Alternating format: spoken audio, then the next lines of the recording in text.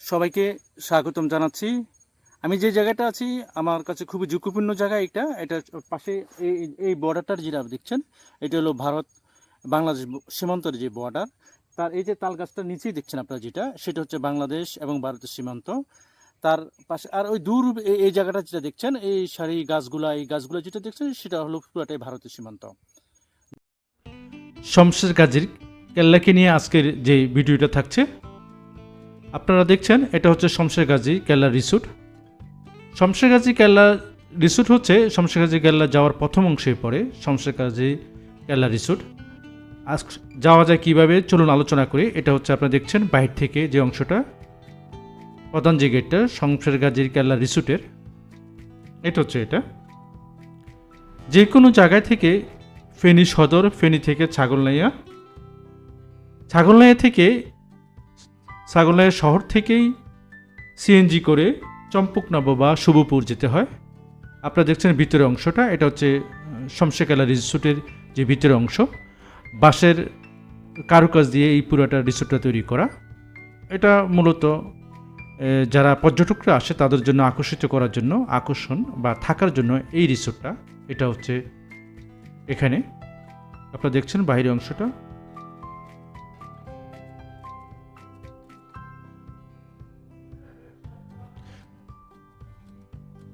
শুভপুর থেকে জগন্নাথপুর বাঁশের কেল্লা রিসোর্ট যেটা, সেটা একদম সীমান্ত পাশাপাশি, এটা ভারত এবং বাংলাদেশ সীমান্তের কাছাকাছি এই রিসোর্টটা।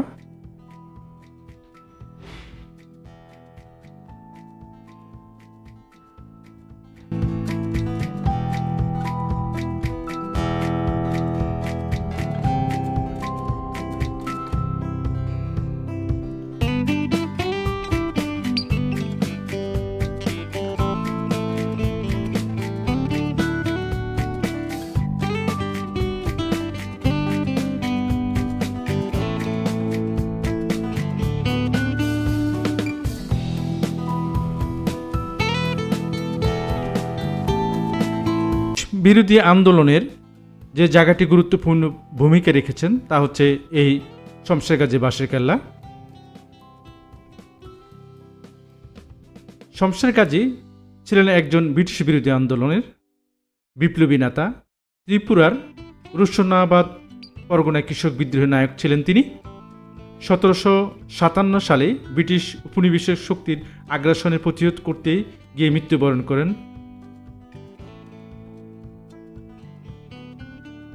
এই শমশের গাজী কেল্লা রিসোর্ট থেকে আমাদের পরবর্তী যাত্রা হচ্ছে, আমি যে যাচ্ছি তা হচ্ছে যে সুড়ঙ্গ পথ রয়েছে, সেই সুড়ঙ্গ পথ এবং যে শমশের গাজীর যে ঘি রয়েছে তার বাংলাদেশ প্রত্নতাত্ত্বিক তালিকাভুক্ত স্থাপনাটি, তার উদ্দেশ্যে আমি যাচ্ছি। চলুন হাঁটি এবং যাই। অনেক দূর, প্রায় 7-8 কিলোমিটার পরে।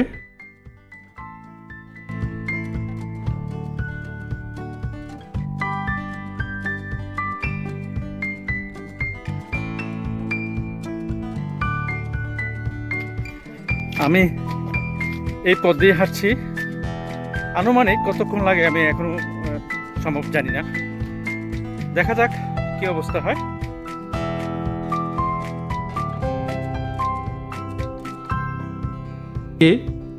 ভাটির বাঘ নামে পরিচিত ছিলেন শমশের গাজীর নবাব সিরাজউদ্দৌলার পর তিনি উপনিবেশের শক্তির প্রথম নিহত হন।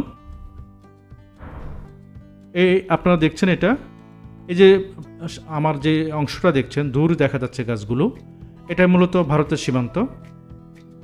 এই যে দূর দেখছেন আপনারা, এই মোটামুটি গাছগুলো পরে যে অংশটা, এটা হচ্ছে ভারতীয় সীমান্ত। খুব সীমান্তবর্তী এই অঞ্চলটা। ভারতের ত্রিপুরা রাজ্যে শমশের গাজী অনেক স্মৃতি বিজড়িত রয়েছে। আমি যাচ্ছি শমশের গাজীর যে সুড়ঙ্গ পথ রয়েছে, বাংলাদেশ থেকে শুরু, এটা অপর প্রান্ত হচ্ছে ভারতের, সেই সুড়ঙ্গ পথ এবং তার এক খুল্লে যে দিঘি, স্থানীয়রা যে এটা নামে ডাকে বা তাকে আবার শমশের গাজী দিঘিও নামে পরিচিত। বাংলাদেশ প্রত্নতাত্ত্বিক তালিকাভুক্ত স্থাপনাটা, দুটো স্থাপনাই বাংলাদেশ প্রত্নতাত্ত্বিক তালিকাভুক্ত। চলুন এই পথ দিয়ে আমি সামনে যাব। এটা দিয়ে সামনেই হচ্ছে সুড়ঙ্গ পথটা। তারপরে হচ্ছে সেই শমশেরগাজী দিঘি।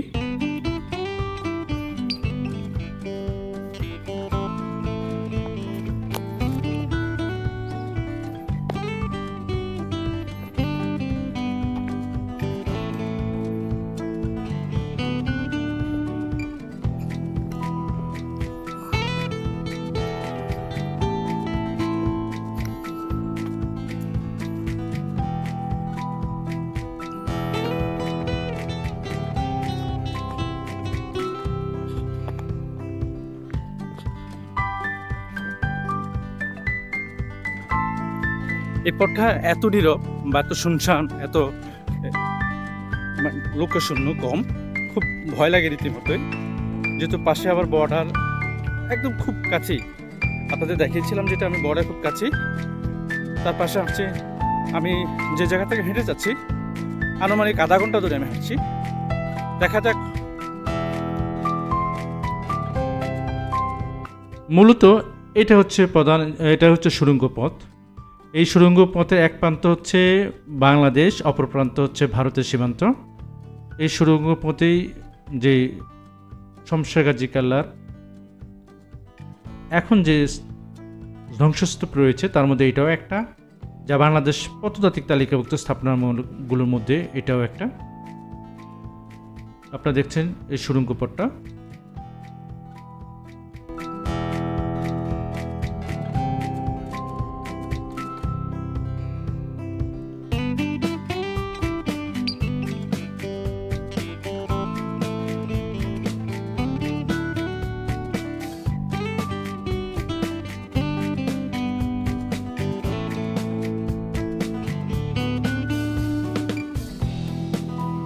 আসসালামু আলাইকুম। আমি কাজী ফয়েজ, আমার বাড়ি জগন্নাথ সোহাপুর কাজী বাড়ি। হ্যাঁ, আমি এই জায়গায় বিগত 40 বছর আমি এখানে দাঁড়াচ্ছি শোরুমের সামনে। আমার থেকে মাত্র 10 গজ ডাইন পাশ হলো সীমান্ত পিলার। আমরা যেখানে দাঁড়াচ্ছি এটা হলো নোম্যান্স ল্যান্ড, শূন্য লাইন। আমি এখানে বিগত 40 বছর এই বাগান পরিচালনা করি। লোকজন আছে, এটা একখুল্লা নামে একটা পুকুর আছে, পুকুর দেখতে আছে। একটা শোরুম আছে যে আমার পিছে দেখতেছেন, শোরুম এটা দেখতে আসে। এটা 500 বছর আগের স্মৃতি, অথবা আমরা দেখি না মোগল সম্রাট আমলের কাহিনী এগুলা।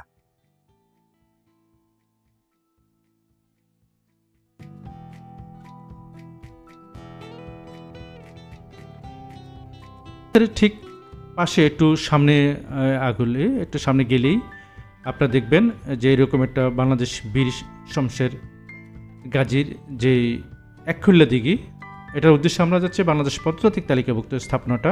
এই দিঘিটা অনেক গভীর, এটা খুবই ঝুঁকিপূর্ণ জায়গায়, জায়গাটা এখন একদম সীমান্তবর্তী স্থান, যেটা মূলত ভারতের সীমান্তেই পড়ছে ওই একখুল্লা দিঘিটা, কিন্তু কাটাতারটা দিঘির ওই পারে, কিন্তু খুবই ঝুঁকিপূর্ণ জায়গায় আমরা যাচ্ছি।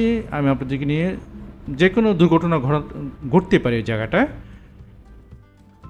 এই একখুল্লা দিঘিটা যেটা দেখছেন,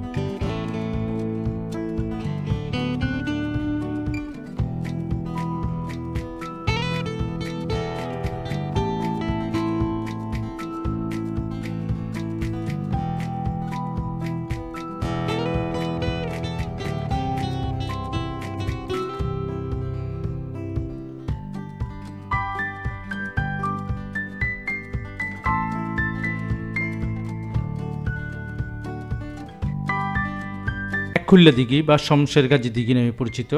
বাংলাদেশ প্রত্নতাত্ত্বিক তালিকাভুক্ত যে স্থাপনাটি, এটা হচ্ছে এই দিঘিটা।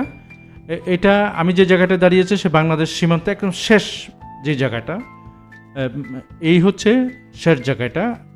এটা এটা যেটা দেখছেন সেটা হচ্ছে ফিলারটা, তার এই পাশটা হচ্ছে বর্ডারটা, মানে বাংলাদেশ এবং ভারতের ঠিক মাঝামাঝি জায়গাটাই হচ্ছে এই দিঘিটা। খুবই ঝুঁকিপূর্ণ জায়গা। আপনার যে ঘন গাছগুলো দেখা যাচ্ছে সেটা হচ্ছে ভারতের সীমান্ত, আপনারা দেখছেন।